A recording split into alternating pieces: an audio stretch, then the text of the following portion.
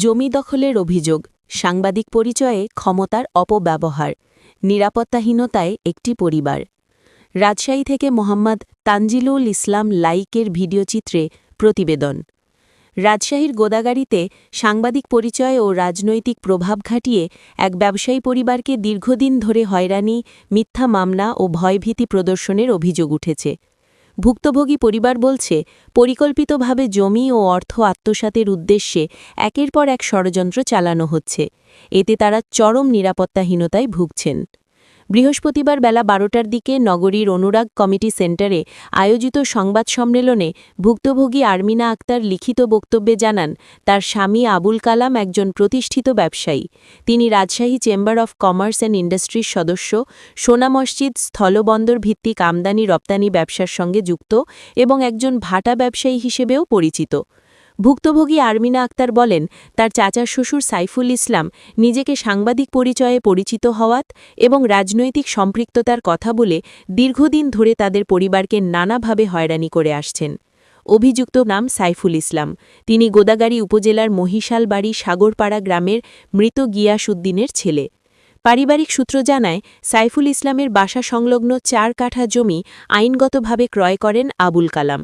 তবে জমি বুঝে নেওয়ার সময় বিরোধের সৃষ্টি হয়। ভুক্তভোগীদের দাবি, ওই সময় সাইফুল ইসলাম আবুল কালামের উপর শারীরিক হামলা চালান। এতে গুরুতর আহত হয়ে তাকে হাসপাতালে ভর্তি হতে হয়। পরবর্তীতে ওই ঘটনাকে কেন্দ্র করে ৯ ডিসেম্বর ২০২২ সালের ঘটনার সূত্র ধরে ২১ ডিসেম্বর গোদাগাড়ী থানায় আবুল কালামের বিরুদ্ধে একটি মামলা দায়ের করা হয়, যা মামলা নং ৩১৬২৯, যা সম্পূর্ণ মিথ্যা ও হয়রানিমূলক বলে দাবি পরিবারের। এদিকে একই দিনে আবুল কালামের মাকেও মারধর করে গুরুতর আহত করা হয় বলে অভিযোগ উঠেছে। এ ঘটনায় গত ২০২৩ সালের নভেম্বর মাসের ২ তারিখে তিনি সাইফুল ইসলাম ও তার স্ত্রী বেলির বিরুদ্ধে মামলা দায়ের করেন, যা মামলা নং CR01/২০২৩। মামলাগুলো চলমান থাকা অবস্থায় সাংবাদিক পরিচয় ব্যবহার করে প্রশাসনের বিভিন্ন স্তরে প্রভাব বিস্তার করে একের পর এক মিথ্যা ও হয়রানিমূলক মামলা দেওয়া হচ্ছে বলে অভিযোগ করেন আরমিনা আক্তার। তার ভাষা অনুযায়ী বিভিন্ন সময়ে উদ্দেশ্যপ্রণোদিত সংবাদ প্রকাশ, পুলিশ দিয়ে ভয় দেখানো, অর্থ দাবি এবং মাদক মামলায় ফাঁসানোর হুমকিও দেওয়া হয়েছে।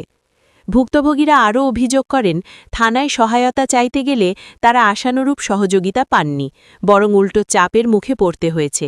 এমনকি থানার গেটেই সাংবাদিক পরিচয়ে প্রকাশ্যে ভয়ভীতি প্রদর্শনের ঘটনাও ঘটেছে বলে অভিযোগ রয়েছে। পরিবারটির দাবি, জমি ও অর্থ হাতিয়ে নেওয়ার উদ্দেশ্যেই এই ধারাবাহিক হয়রানি চালানো হচ্ছে। পাশাপাশি পারিবারিক অশান্তি সৃষ্টির জন্য